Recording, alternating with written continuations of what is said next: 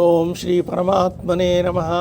శ్రీమద్భగవద్గీత 2వ అధ్యాయము సాంఖ్యయోగము 58వ శ్లోకం నుండి 66వ శ్లోకం వరకు భావసహితంగా.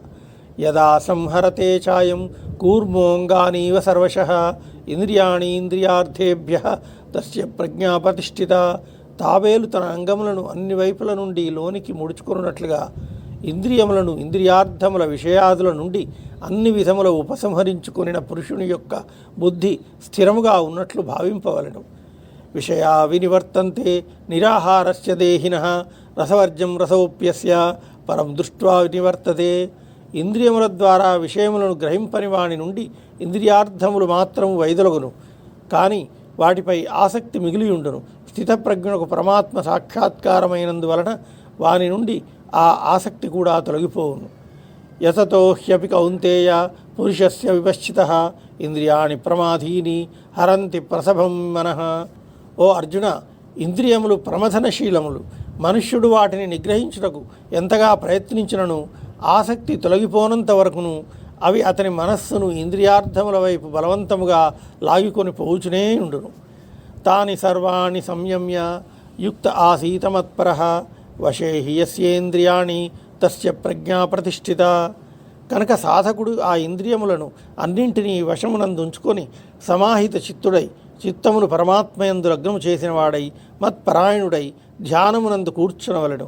ఏలనన ఇంద్రియములను వశమునందుంచుకొని వాని బుద్ధి స్థిరముగా నుండును.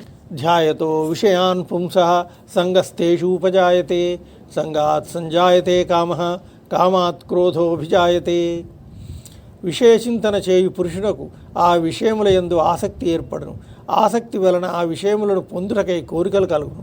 ఆ కోరికలు తీరనప్పుడు క్రోధము ఏర్పడును.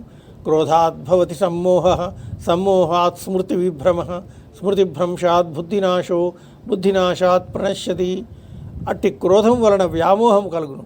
దాని ప్రభావం వలన స్మృతి చిన్నాభిన్నమగును. స్మృతి భ్రష్టమైనందున బుద్ధి అనగా జ్ఞానశక్తి నశించును. బుద్ధి నాశం వలన మనుష్యుడు తన స్థితి నుండి పతనమగును. రాగద్వేష వియుక్తైస్తు విషయానింద్రియైశ్చరన్ ఆత్మవశ్యైర్విధేయాత్మ ప్రసాదమధిగచ్చతి. అంతఃకరణమును వశమునందుంచుకొనిన సాధకుడు రాగద్వేషరహితుడై ఇంద్రియముల ద్వారా విషయములను గ్రహించుచున్నను మనశ్శాంతిని పొందును.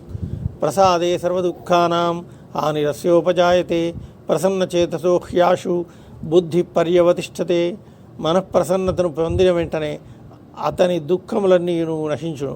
ప్రసన్న చిత్తుడైన కర్మయోగి యొక్క బుద్ధి అన్ని విషయముల నుండి వైదొలగి పరమాత్మయందు మాత్రమే పూర్తిగా స్థిరమగును. నాస్తి బుద్ధిరయుక్తస్య నచాయుక్తస్య భావన నచా భావయతః శాంతి అశాంతస్య కుతః సుఖం.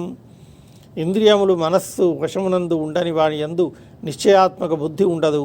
అట్టి అయుక్త మనస్సుని అంతఃకరణమునందు ఆస్తిక భావమే కలగదు. తద్భావనాహీనుడైన వానికి శాంతి లభింపదు. మనశ్శాంతి లేని వానికి సుఖము ఎట్లు లభించును? ఓం తత్సత్. సర్వే జనాః సుఖినో భవంతు.